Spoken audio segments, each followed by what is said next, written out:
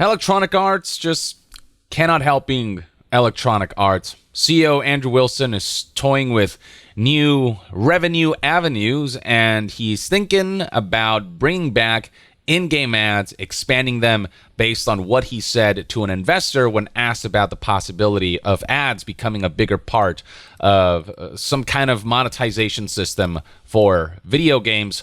So right here, Insider Gaming reports that Electronic Arts is toying with the idea of ads in games again. Yes, they've done this in the past, as I'll bring up later on.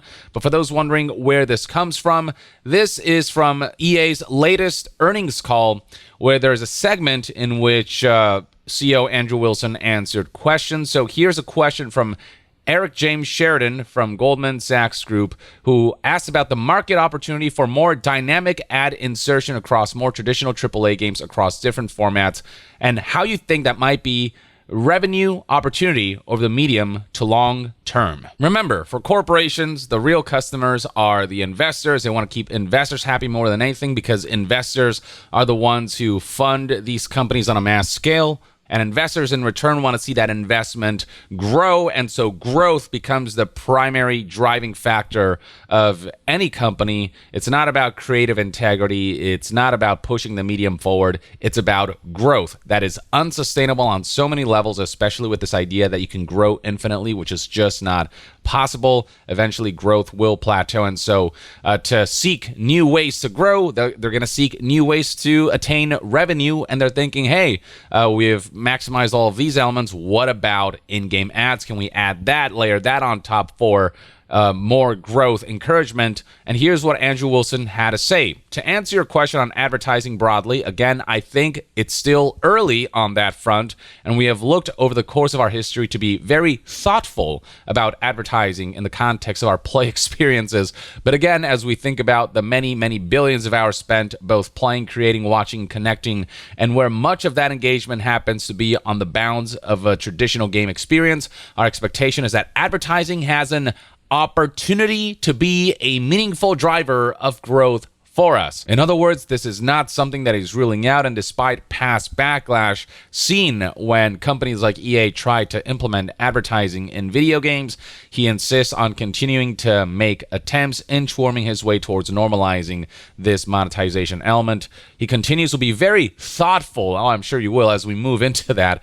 But we have teams internally in the company right now looking at how do we do very thoughtful implementations inside of our game experiences. Inside of our game experiences is a key term there. That means in-game, meaning that the gameplay experience may potentially be interrupted, which we have seen be done in the past. And then Andrew Wilson says, but more importantly, as we start to build community and harness the power of community beyond the bounds of our games, how do we think about advertising as a growth driver in those types of experiences? Just the most corporate, just gag reflex-inducing response. We've already seen companies experiment with various forms of advertising. So we have seen sort of on a higher level, consoles like Xbox straight up have pop-up ads advertising the release of certain games like Call of Duty Modern Warfare 3, which people already found pretty tasteless. They don't want to see pop-up ads when they boot up their console. Then there's situations like Street Fighter V back in 2018 when it included in-game advertisements in the form of these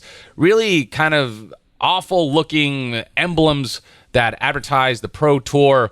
And it's not something that the internet took particularly well. I mean, there's straight up like clips and videos of this highlighting how ridiculous these kinds of advertisements look, just kind of plaster all over on the characters and also on the stage proper. As you can see in this screenshot, for example, the emblem for the Pro Tour was plastered dead center on this stage alongside all over the characters. It did not look particularly great, but perhaps more disruptive is the way NBA 2K did it. I actually covered this extensively years back when this first began to kind of spread across the internet as people spoke out about this. Recall that back in 2019, people expressed admonishment towards the fact that there were unskippable ads in what was then a $60 game.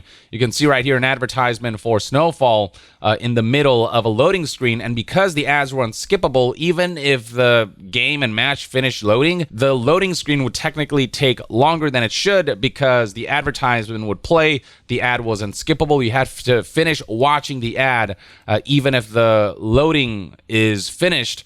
So that just kind of disrupted the experience. And then this got brought up once again in 2020 when this feature, quote-unquote feature, returned. So here's a Polygon article saying unskippable advertising returns to NBA 2K, which made fans angry. And there's a video that this article embeds. You can see it right here. You can see how all this plays out as this user, this player, enters a match. But before that match begins, there's an advertisement that plays in a very disruptive manner, and you have to watch this ad all the way to the end before you can actually get in the match. And so this is just, you can see right here, there was no continue prompt until the ad ended, especially in this era where SSDs are a thing and loading times are pretty much instantaneous. Nobody wants to sit through 30 seconds, 20 seconds, whatever, watching an ad that they are not justified in including when we're talking about a game that you already pay $70 for. And EA itself is guilty of this. As Andrew Wilson said, they've already tried to experiment with this, and the backlash was bad enough back then that they actually had to pull back and remove the ads from the game. So EA tried to do this with their UFC games. Right here we have an article from back in 2020 from news outlet The Verge reporting that EA had to apologize for putting full screen in-game ads in UFC 4. And there's footage of this right here. You can see just straight up how in the middle, right before a replay happens, there's a little pop-up ad that advertises the boys, and it pops up again. And then beyond that, in the game itself, you'll see that an advertisement will pop up in the form of this banner where the boys is advertised once more. This is not free to play, mind you. This is straight up something you paid a premium price for. This is inexcusable, and they rightfully got the backlash that they got, and it was bad enough that they were eventually forced to backpedal on this. But based on Andrew Wilson's most recent statement where he said we experimented on this and we're trying to be thoughtful about this. When they say thoughtful, they're not talking about thoughtful towards the consumers. He's talking about thoughtful in terms of trying to sneak it in a way where they can kind of get away with it and slowly but surely make it worse year by year, so that it becomes normalized, as they did with microtransactions, as they tried to do with loot boxes and other monetization tactics. And keep in mind that the inclusion of ads within UFC was done after the game launched, after reviews came out, so reviewers couldn't talk about this or warn people about this, which made this all the more egregious. You can see how riled up people got. This post alone got over 100,000 upvotes discussing the fact that this was snuck into the game. That's what EA means by thoughtful implementation, thoughtful to the company and to the investors and future prospects for additional monetization tactics, not thoughtful to the players. Because guess what? The only way to be thoughtful to players and consumers when it comes to in-game ads is to never include them at all. But that's not an option that EA is considering because it goes counter to their objective to please investors. And now word is beginning to spread about the fact that EA wants to put advertisement into video games that they've already paid for. They want to repeat history. And already we're seeing, tens of thousands of upvotes and tons of posts of people just expressing their disagreement and their umbrage against this tactic. The fact that Andrew Wilson, he's even considering this in the first place. Here's one of the most upvoted responses that sarcastically states, if I trust any company to be thoughtful and considerate as they put ads in video games, it's Electronic Arts. We're also seeing people across Reddit and Twitter making fun of how this could look like if EA decides to pull the trigger on going all in on in-game ads. So here's a mock-up of somebody playing Valorant, and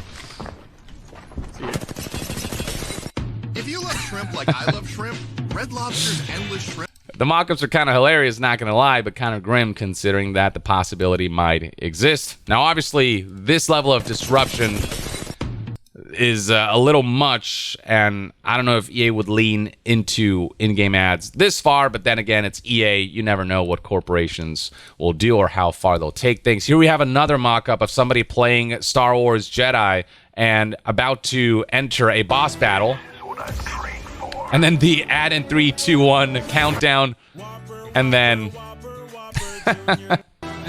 Yeah. And while this seems like an extreme example, the fact that it is potentially plausible ways in the future, if this becomes normalized enough, makes this kind of scary because people would hate an experience like this. And so we're seeing tweets like these spread far and wide. So this one, for example, 5.7 million views and over 108,000 likes already. Well, here's somebody else showing a similar mock-up of Star Wars Jedi in the middle of an epic moment or an epic cutscene. And then it's not long before the experience is interrupted by a Whopper ad or something along those lines. And then beyond that, in other sectors, it feels like EA has been saying the wrong thing or things that are very disconcerting. So, for example, in regards to generative AI, EA CEO said that they have a real hunger to start using generative AI as quickly as possible on their games, believing that more than 50% of their development processes will be positively impacted. Now, it's one thing to give artists powerful tools through AI that they can leverage so that they can make certain more tedious processes more expedient while still retaining the artistic integrity and human integrity of the artwork.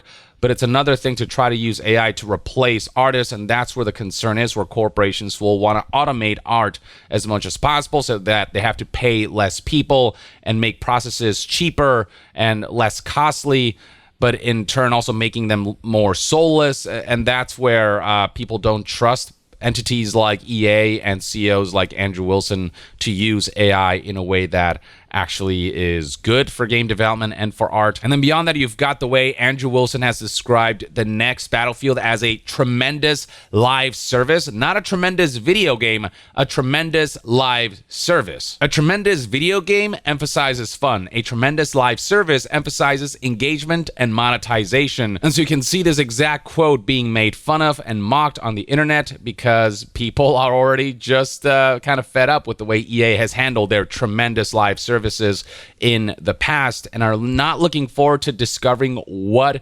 Andrew Wilson means by tremendous live service and the lack of emphasis on just a good video game. Though, of course, we haven't seen what the next Battlefield game looks like, and we are keeping our fingers crossed that it ends up being just a good video game first and foremost, and not just a tremendous live service that corporate executives and investors would be, frothing over. But yeah, whether it's about Battlefield or the use of AI or the intention to include in-game ads in the future, nothing Andrew Wilson is saying is giving me positive vibes about where he wants to take EA into the future. But I suppose only time will tell how things will play out and what kinds of projects we'll see from EA and what kinds of ventures they'll try to pursue and double down on and which ones are worth admonishing. But until then, let me know in the comments below what your thoughts and opinions are on what Andrew Wilson has had to say about these various aspects these last few weeks. And to be further updated on all things gaming news, reviews, and discussions, stay tuned right here on Young Yeah. I'll see you guys next time. Young out.